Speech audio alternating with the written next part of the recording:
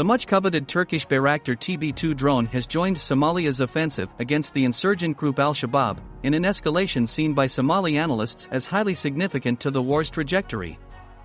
Somalia's federal government last week confirmed reports that the armed drones produced by Turkish company Bayraktar, which has ties to President Recep Tayyip Erdogan's family, are now active in Somalia, where U.S. drones have been carrying out strikes against Al-Shabab for years. Speaking in a town hall discussion, Somalia's newly appointed Interior Minister, Ahmed Malan Fiki, said Turkey's drones are providing aerial combat and military reconnaissance to neutralize one of Africa's deadliest militant groups amid a clan uprising against Al-Shabab in central Somalia. The U.S. government is leading, and we really appreciate that they are providing air support and carrying out airstrikes against the terror group, but the Turkish government has also joined the offensive and is providing air support. Many other countries are also providing intelligence-gathering support, Fiki said. The minister said Turkish drone operators are closely coordinating with Somali commanders, who are providing them with target coordinates. Middle East Eye has reached out to Turkey's defense ministry and Somali government officials for comment but has not received a response. Somalia has shared deep-rooted military cooperation with Turkey for the past 10 years. According to analysts, the new move by Ankara is seen as hugely significant for Somalia's war on Al-Shabab. The U.S. government is leading, and we really appreciate that they are providing air support and carrying out airstrikes against the terror group, but the Turkish government has also joined the offensive and is providing air support. Many other countries are also providing intelligence-gathering support, Fiki said. The minister said Turkish drone operators are closely coordinating with Somali commanders, who are providing them with target coordinates. Middle East Eye has reached out to Turkey's defense ministry and Somali government officials for comment but has not received a response. Somalia has shared deep-rooted military cooperation with Turkey for the past 10 years. According to analysts, the new move by Ankara is seen as hugely significant for Somalia's war on Al-Shabab. Turkey has trained thousands of Somali troops, mainly special forces, but has not been actively involved in the fight against Al-Shabab until now.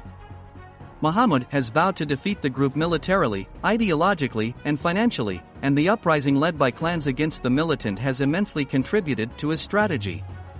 But Guled sees Turkey's involvement as a major game-changer, but more so, timely. He highlighted the Bayraktar TB2 drone's proven track record in conflicts in Libya, Syria, and Nagorno-Karabakh, and most recently in the Russia-Ukraine war, where they have been deployed by Ukrainian forces. If you look at the limited U.S. airstrike in Somalia, it has significantly reduced the group's military activities over the years, but if Turkish drones are fully involved, I think it would change the war, given the nature of Turkey's military strategy in other conflicts in recent years. Guled believes that the combination of several factors supports the view that Turkey's commitments to the Somali security sector could potentially turn out to be a full-scale involvement.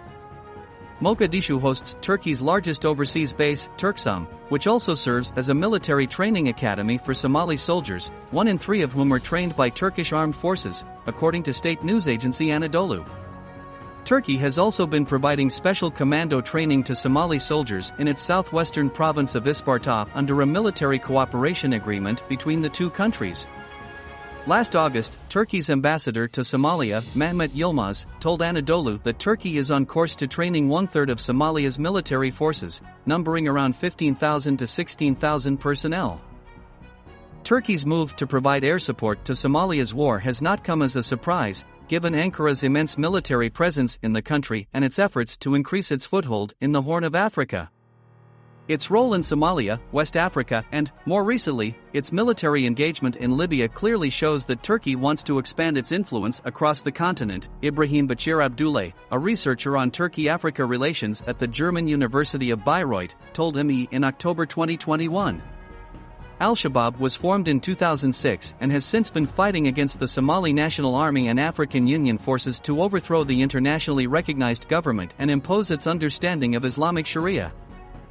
The Al-Qaeda-affiliated group is now facing the biggest offensive in recent years, which gained momentum early in September after it killed at least 20 people, mostly from the same clan, in the central region of Hiran, sparking anger and revolt. Al-Shabab has lost ground in the Galgaduud, Ghetto and Bay regions to the joint forces, according to the government. The offensive is quickly becoming a popular armed uprising against the militants, who control large areas of land, with even clan leaders turning against the group. In early September, Abdi Ali, one of the clan elders who took up arms in the Hiran region, said he preferred dying in a combat zone than idly waiting for the group to execute him in his home. He said he is not alone and that other elders have joined him, even though, like himself, they do not have basic military training. I'm the first clan leader to have worn military fatigues, and I was forced to do so because they assassinated my people, set fire to villages with over 200 homes, and destroyed water points, food and vehicles, Ali, one of the Hawadal clan's elders, told me on the phone from the front line. We are forced to defend our lives and liberate our land, and we are fighting against this terror group. According to government officials and clan fighters, more than 100 Al-Shabab fighters have been killed over the past 3 weeks. The group has denied the reports. Al-Shabab hasn't shown us humanity at a time when the situation is difficult amid a severe drought, and people are struggling to survive, but I am glad that we have liberated 90% of our region, Ali said.